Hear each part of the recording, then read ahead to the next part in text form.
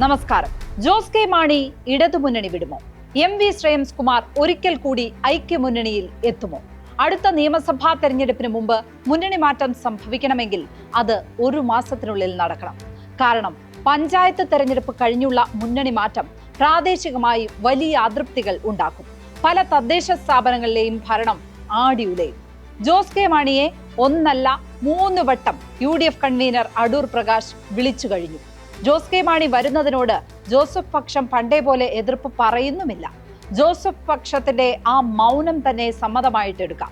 Jose K മാണിക്ക് വേണ്ടി അടൂർ പ്രകാശ് ഇത്രയും ശക്തമായ നീക്കം നടത്തുന്നതിന് കാരണങ്ങൾ പലതുണ്ട്. കോട്ടയം, പത്തനംതിട്ട, ഇടുക്കി ജില്ലകളിലെ രാഷ്ട്രീയം അട്ടിമറിക്കാൻ ഇപ്പോഴും ശക്തിയുള്ളത് കേരള കോൺഗ്രസ് എമ്മിനാണെന്ന തിരിച്ചറിവാണത്. ഇടുക്കിയിലെയും കോട്ടയത്തെയും ഓരോ സീറ്റുകളിലൊഴികെ കേരള കോൺഗ്രസ് ജോസഫിൽ നിന്ന് ഉറപ്പ് പ്രതീക്ഷിക്കേണ്ട എന്ന തിരിച്ചറിവും അതിലുണ്ട്. UDF അനുകൂല തരംഗമുണ്ടാകുന്നു എന്ന് കരുതുക.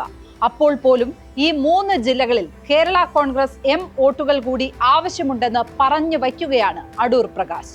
മാണി ഗ്രൂപ്പിനെ തിരികെ കൊണ്ടുവരാൻ നടക്കുന്ന ശ്രമങ്ങളാണ് ഇപ്പോഴത്തെ ഏറ്റവും ചടുലമായ നീക്കങ്ങൾ. സ്പോട്ട് ലൈറ്റ് ആരംഭിക്കുന്നു. വീണ്ടും ഐക്യമുന്നണിയിൽ എത്തുമോ ജോസ് കെ മാണി?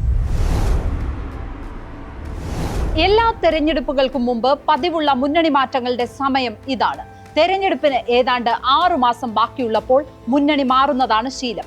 80കൾ മുതൽ കേരള കോൺഗ്രസ് ആണ് ഈ മുന്നണി മാറ്റത്തിലെ സ്ഥിരം കക്ഷി.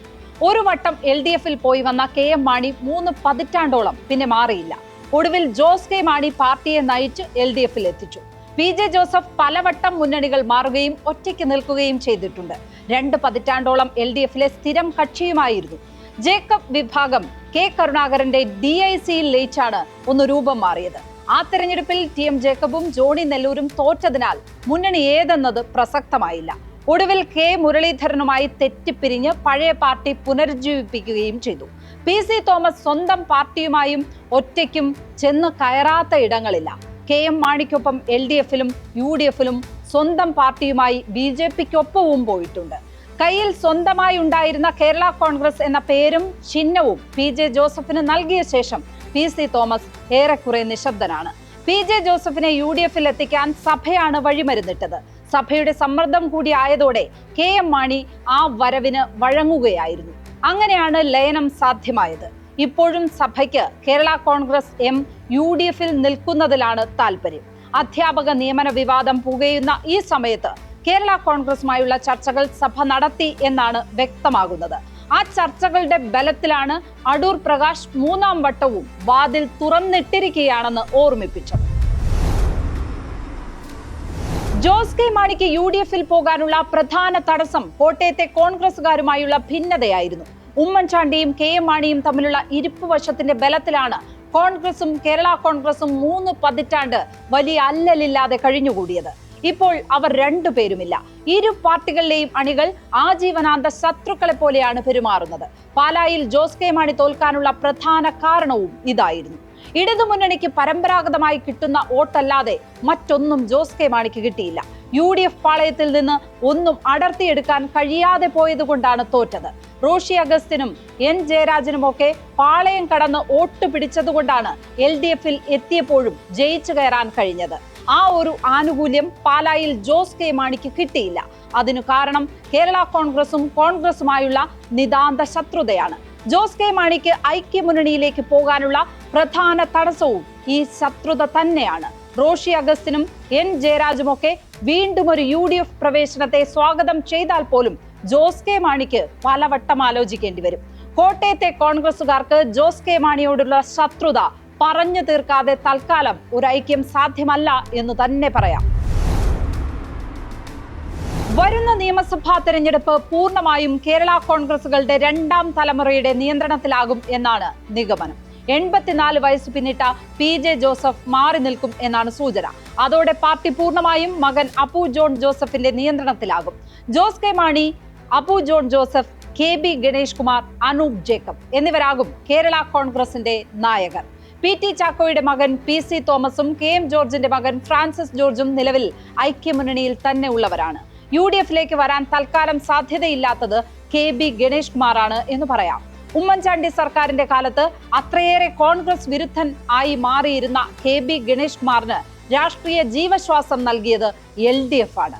KB ഗണേഷ് കുമാർ മുന്നണി മാറണമെങ്കിൽ തീരുമാനം ഉണ്ടാകേണ്ടത് NSS ആസ്ഥാനത്ത് നിന്നാണ്.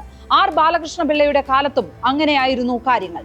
ഇപ്പോഴത്തെ സാഹചര്യത്തിൽ UDF-ലേക്ക് മാറാൻ ഗണേഷ് കുമാറിനുമേൽ NSS സമ്മർദ്ദം ചെലുത്താനും സാധ്യതയില്ല. കേരളത്തിൽ തെരഞ്ഞെടുപ്പിനുള്ള അരങ്ങ് ഒരുങ്ങിക്കഴിഞ്ഞു എന്ന് തന്നെ പറയാം. മുഖ്യമന്ത്രിയുടെ മകന് 2023 സമൻസ് അയച്ചിരുന്നു എന്ന ആ വാർത്തയാണ് അതിന്റെ സൂചിക.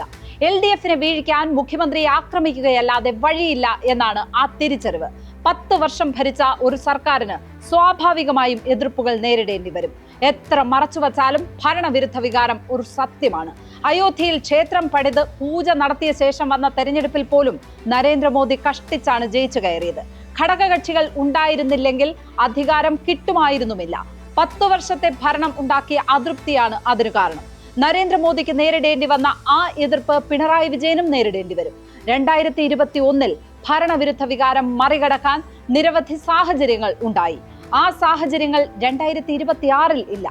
ബീഹാറിൽ നിതീഷ് കുമാർ ചെയ്തതുപോലെ സ്ത്രീകളുടെ അക്കൗണ്ടിലേക്ക് 10,000 രൂപ ഇട്ടുകൊടുക്കാനുള്ള നിലയും തൽക്കാലമില്ല.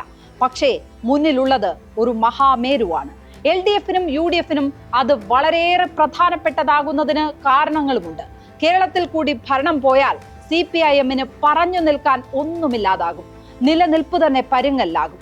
ഇത്തവണ കൂടി ഭരണം കിട്ടിയില്ലെങ്കിൽ UDF ഇതുപോലെ ഉണ്ടാകുമോ എന്ന് ഉറപ്പില്ല. 15 വർഷമൊക്കെ പ്രതിപക്ഷത്ത് ഇരിക്കുന്നത് ആലോചിക്കാൻ കഴിയുന്ന നിലയിലല്ല കോൺഗ്രസും ഘടകകക്ഷികളും. വീണ്ടും അക്കൗണ്ട് തുറന്നില്ലെങ്കിൽ പിന്നെ നിലനിൽപ്പില്ല എന്ന പ്രതിസന്ധി BJP-യും നേരിടുന്നുണ്ട്. അതുകൊണ്ട് നിലനിൽപ്പിന്റെ പോരാട്ടം ഇവിടെ ആരംഭിക്കുകയാണ്. കേരളം കണ്ടിട്ടുള്ളതിൽ വെച്ച് ഏറ്റവും നിർണായകമായ തെരഞ്ഞെടുപ്പാണ് വരാൻ പോകുന്നത്. സ്പോട്ട് 8 ഇനി നാളെ മറ്റൊരു വിഷയവുമായി ഇതേ സമയം. നമസ്കാരം.